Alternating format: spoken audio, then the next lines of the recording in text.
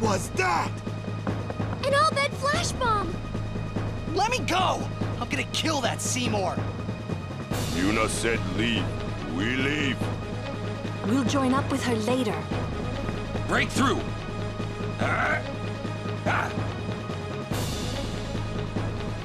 Where'd Uni go? Bevelle Palace is temple. Yuna goes to one place only. The Chamber of the Faith!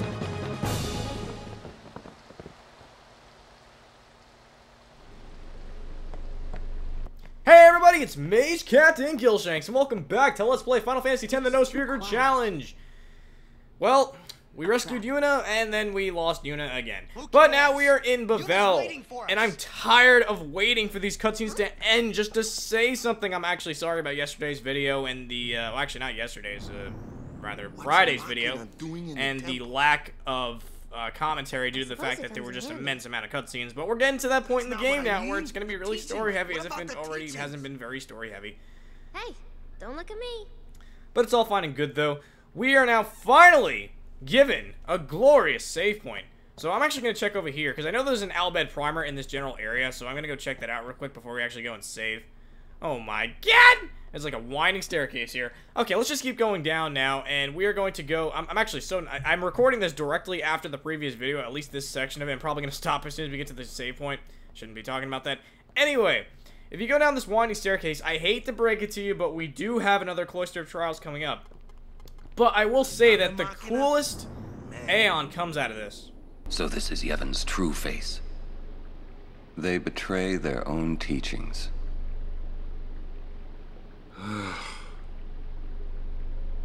They treated us like dirt. And Wakka's coming to the realization that this religion is not quite what it's made out to be. There is a lot of corruption from behind the scenes, and now we're pretty much at the stronghold of it. Now, I believe there's an Albed primer somewhere in this nearby area. You want to make sure you pick it up because it is missable, and there it is. I actually just saw it. Entrance to the trials. I wonder if Uni's really in there. She is, okay? She is. Can we stop with the cutscene and just move forward, please? Thank you. My go. god. Enough with this shit. Anyway, back to happy times. I want to go pick up this Albed primer now. And this is Albed primer number 22. We only have 4 left in the entire game, and we've been given the role of that. Okay, so I'm going to save real quick, and I will see you guys in just a sec. Or actually in several days from now, because I'm not going to record the rest of it here. See you guys in just a sec, though. After several days of that recording, it is at last time to take on the Bevelle Cloister of Trials. So let us march forward and do it. Now, awkwardly enough, I am going to cut here and speed things up a little bit and do a post-commentary. So, I guess I'll see you guys in just a sec, from your standpoint anyway. Because, and I will say that the reason why is because this cloister is probably the longest and the most boring out of all of them. It actually might not be the longest, but it is the most boring out of all of them. It's also the most difficult, so I'm probably going to mess things up if I talk too much during it. I'm going to make it slow enough so that you can at least follow it if you're actually using this as a walkthrough, but for all intents and purposes, I want to get through this quickly and get through some more exciting stuff next. So hang on just a sec. Alright, so now that we're going through this horribly boring Cloister of Trials on super fast mode, I'm just going to take like a few seconds to explain exactly how it works. You make sure that you always have a Bevelle Cloister inserted into the pedestal, and then you can push it into the pathway and then ride it as sort of like a moving platform. The arrows indicate exactly which direction you're going to go in, and it's basically a lot of trial and error if you don't really know where you're going. As a matter of fact, I mess up a lot as I'm doing this, but it's just hard to even notice it due to the speed. And basically, you're just taking one sphere and putting it to a different spot, and then you get the destruction and glyph sphere, you need to go through the whole shebang. It's pretty much self-explanatory from here, so I don't want to waste too much time doing that. Anyway, I want to apologize for not having a video for so many days in a row, but the reason why I wasn't able to do that is because I actually went down to visit Miss Fiery for a few days, and I just didn't have enough time to prepare videos, you know, ahead of time, not to mention I don't have the scheduled uploader, so, you know, there's only so much I can do with that anyway. And I will say I had a lot of fun, and all of a sudden I come back to not only over 1,000 subscribers, but over 1,100. So all I'm gonna say is thank you very much, guys, for, you know, hell, I'd be thanking you if you even just watched this video and didn't stick around. I'm thanking you too. But for those of you guys who stick around, thank you very much. Thank you very much for everyone in general who supported me. You know, it makes me feel really good when I know that I can put out videos that actually entertain people, because I'm always, like, obsessively worried about that, especially when I put out longer videos like this one, because this is the last little bit that I'm doing in editing this particular post commentary. So I do worry about stuff like that, but in any case, thank you very much, guys, and I hope to continue making videos for you for a very long time. And that's about it for now. So we're pretty soon we're going to be done with this cloister. Hopefully we are anyway, because I'm starting to run out of things to talk about. I will say this, though. We have a very long cutscene coming up. I'm going to make sure that you guys know where to skip to, just in case that I don't have time to update my annotations before work, as that is pretty much almost always the case, because the few days I actually was able to get off were the days I spent to go visit Miss Fiery. So now we're right back to me working, like, pretty much day after day after day. Whew! Anyway. Again, if you hear any kind of noise in the background, that's my cat just being a little mischievous right now because he wants me to pet him, and he doesn't understand that when I'm recording, I can't necessarily do that. But we're about to go back to live commentary. So, having tied up all loose ends that I could with this post-commentary, welcome back, my past self. Okay, after that lengthy cloister, we are finally done, and we are ready to go on to the next major area of the game. Now, this particular summon that we're about to get, or this Aeon rather, is actually my second favorite overall, and we still have not gotten my favorite overall, so it's actually going to be the one we get after this. Inside, maybe? Then what are we standing here for?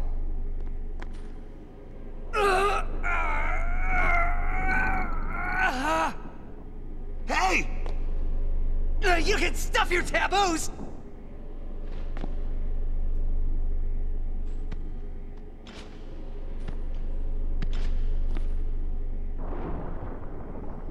So this is pretty interesting. This is actually the first time that we're actually going to get to see the inside of the Chamber of Faith. Obviously, everyone's a little shooken up about the whole Yevon thing and how, you know, they basically forbid anyone from actually advancing their own technology. But, you know, on the flip side, they're the ones that have pretty much control over all the Machina. Almost as a suggestion that they don't really want people to advance their technology, so that they want to keep them powerless in a manner of speaking. But I'm gonna talk about more of the themes behind this game, you know, once we get towards the end. So that's just a little bit I wanted to mention for now. In the meantime, I love how Yuna's still in the friggin' wedding dress. A faith. They join with the summoner, and together receive the Aeon. They are human souls, imprisoned in stone by ancient Yevon rites. The dead should be allowed to rest.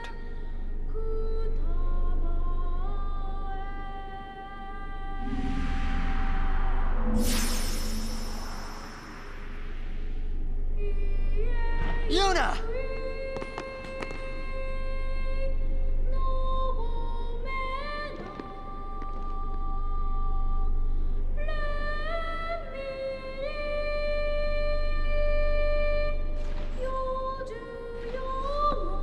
So, for those of you guys who were around since the beginning of the LP, you might remember that back in Xanarkand, or Titus's Xanarkand, we actually saw those little purple hooded figures.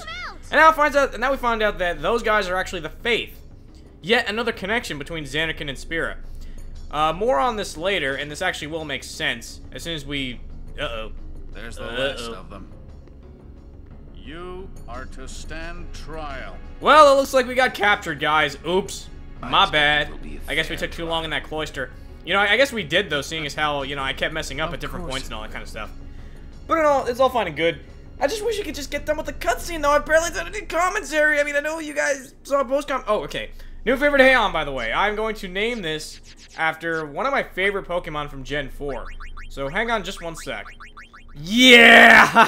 Alright, let's do this. You'll see exactly why I named him that in just a little bit. The High Court of Yevon is now in session. The sacred officers of this court seek nothing but absolute truth in Yevon's name. To those on trial, believe in Yevon and speak only the truth. Maester Kelk Ronso. Summoner Yuna, you have sworn to protect the people of Yevon, true? Yes. Then consider.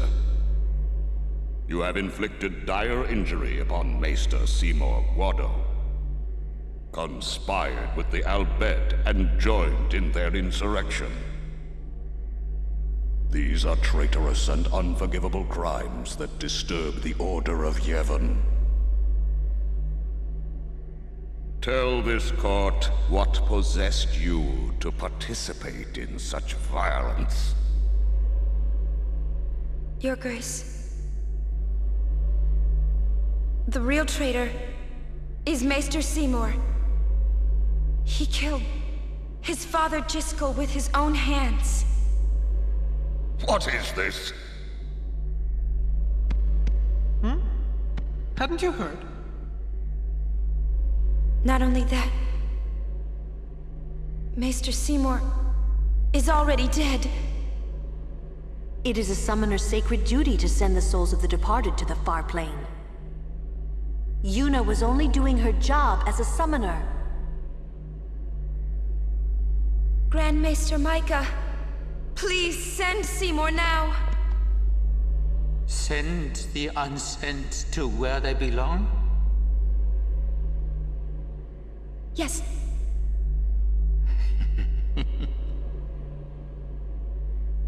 Maester?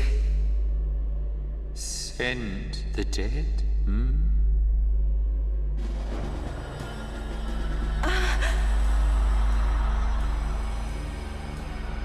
You would have to send me, too. What? Grand Maester Micah is a wise leader. Even in death, he is invaluable to Spira.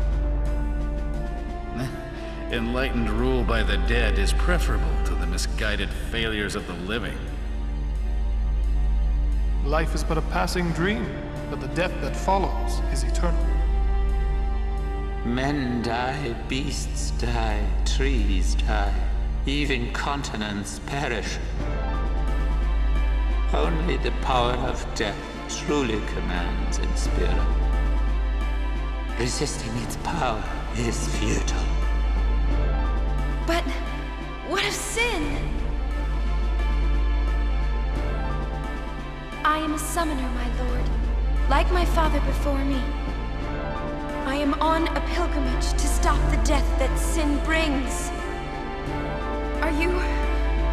Are you telling me that too is futile? Grand Maester Micah, I am not alone. All the people who have opposed sin, their battles, their sacrifices, were they all in vain? Not in vain. No matter how many summoners give their lives, sin cannot be truly defeated. The rebirth cannot be stopped.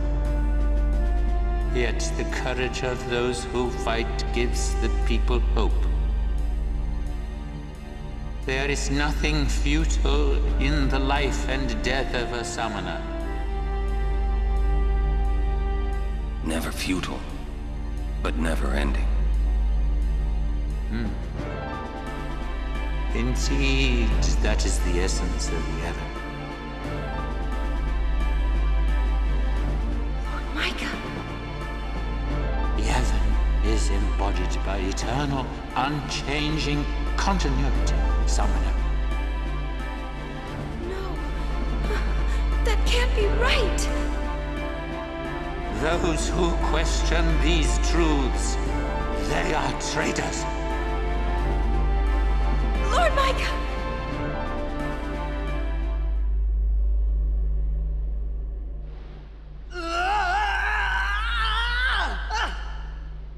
Get me out of here! I want out now! You hear me? You waste your breath.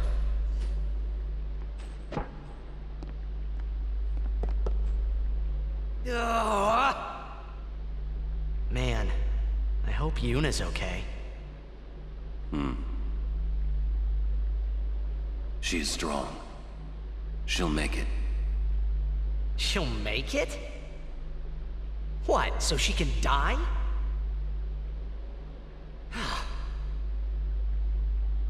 Why is it everything in Spira seems to revolve around people dying?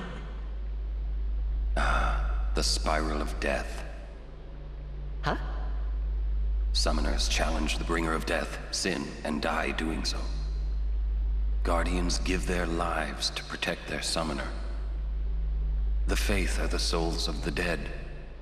Even the Maesters of Yevon are unsent. Spira is full of death,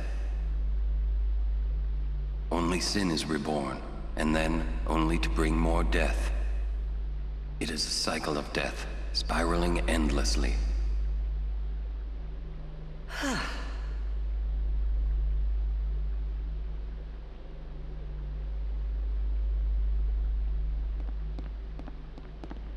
Come out. Your sentence has been decided. Sentence? Don't you mean execution? Really now, what person would execute a dear friend? You would.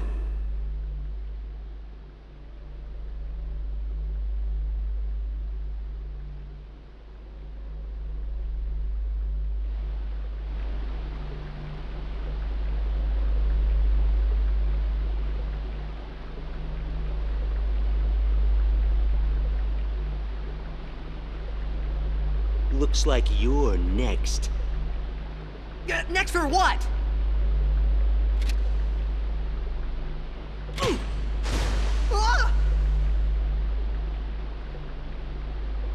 Get going. Where's everybody else? Floating down there somewhere, maybe?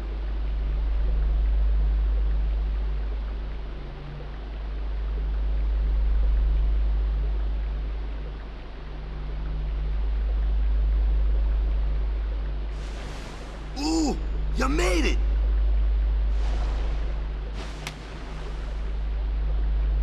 What's our sentence?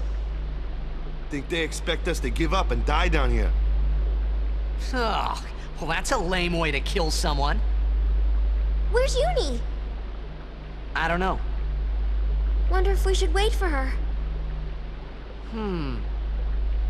Let's wait at the exit. If there is an exit.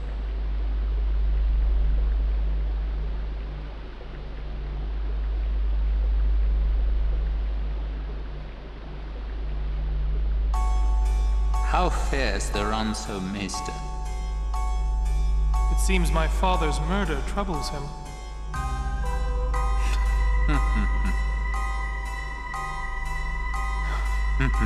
Ever the Ronso. Hard-headed, hardly useful. However, the summoner Yuna, daughter to High Summoner Braska, she may be of some use to us alive. She has disturbed the order of Yevon. She cannot be allowed to live. I understand. Let it go, Seymour. No one thrown into the Via Purifico has ever survived. Yet there is always a small chance that they might. Place guards at the exit. Kill any who emerge. Sir, leave that to me. First your father, now your bride. Allow me to do this because she is my bride. Wait, I will go too. You do not trust me? Would you trust a man who murdered his father? Very well. As you wish.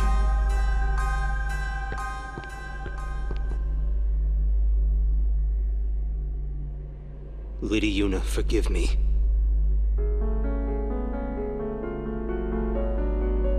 Oh my god, I thought that was never gonna end. Okay, well, I was planning on actually going through this, and I still will. I normally don't like to, make long videos, but seeing as how I haven't actually recorded in a very long time, I think that's really not that big of a deal, and I haven't had a chance to do much of a commentary at all. Okay, so the first thing you'll notice is that we are actually playing as Yuna. Pretty interesting enough, seeing as how this is the only time in the game where we're actually going to play as somebody other than Titus, but the reason why is because Titus is actually not here. He, Waka, and Riku are in that watery part of the Via Purifica, whereas Yuna is over here, and we're actually going to be able to meet everybody else along the way. So the first thing you want to do is try to avoid battles as much as possible, at least until we reunite ourselves with the other party members. We have Orin here, which is fantastic. Hopefully he'll actually be able to do something. We search. There are some treasures here to pick up, but none of them are actually completely necessary. And seeing as how this is a no sphere grid run, and it's very easy to die because we don't have Titus and we don't have the first strike ability, I'm actually gonna skip them. You actually don't have to collect all the other party members, so I'm just gonna go in here for now. And oh, actually, you know what? I think this is a scripted battle. because I think you always get into a battle in this area. It kind of depends. If they let us escape, then that's going to be the case. Okay, Mike. Not good, not good, not good. I really wish you would have gone after Orin. That would have been fantastic. Even if you would have gotten killed, I could have beaten this guy with my Aeon. I'm just saying. Well, whatever. You know what? Charge my overdrive. Whatever you want to do, man. I'm fine with it either way. I'm just going to keep using Phoenix Downs. This is the reason why you wanted to buy so many back when we were on the, before the desert. Anyway, Orin, protect the bitch, will you please? I don't even want to bother wasting any potions. I'm just going to, you know what? I'm going to save my overdrive for now. Go after Orin! You douchebag! Really, though?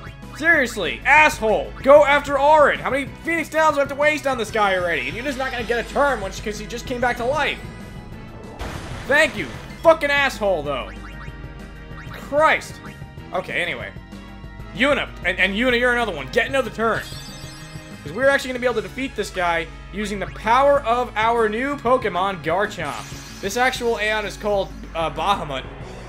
And much like Ifrit and Shiva, Bahamut is an Aeon that's in almost every Final Fantasy game.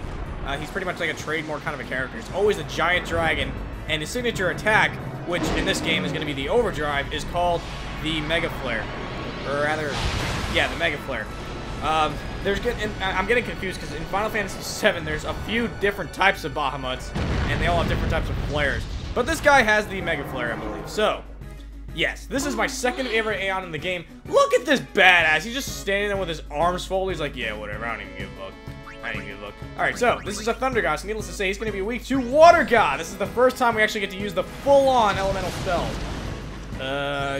Why did I use... No! He's a water guy, not a thunder guy, you asshole. I got it backwards. Okay, never mind. Let's try to use Thundaga this time. Thank you. Okay, not a horrible thing, because at least I got to show off Water God, seeing as how we never got Lulu to that point. Yeah! Such a badass. I'm sorry, I used the wrong move like a friggin' moron earlier just now.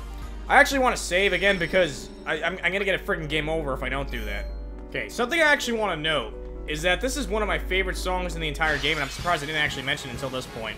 Another thing I didn't realize is that when you go back to save, it actually resets, so I had to fight this guy so many times. You're only supposed to fight him twice. This is like the 5th time now that I've fought him. And unfortunately, you can't escape any of these times. I don't know why these battles are scripted. It beats me, so I'm just going to do this off screen, and I'll see you guys in just a sec, as always. If we move on ahead just a little bit, we are now in sort of a... What?! I am really getting exhausted now. If I want to run into one more friggin' battle, I know it doesn't really look like much is going on, but believe me, I cut out a lot, because every time I get to this last one, I get a friggin' game over from another one of these assholes. So that said, I'm going to save this upcoming boss fight, that you can probably tell that there's one coming up anyway, just from the layout. I'm going to save this for the next episode, so thank you guys for watching. In the next episode of Let's Play Final Fantasy X, we are going to finish up the Via Purifico, which I didn't really do correctly, because I should have gone and went after more party members. That way I wouldn't have had such a hard time in this hallway here. See you guys next time.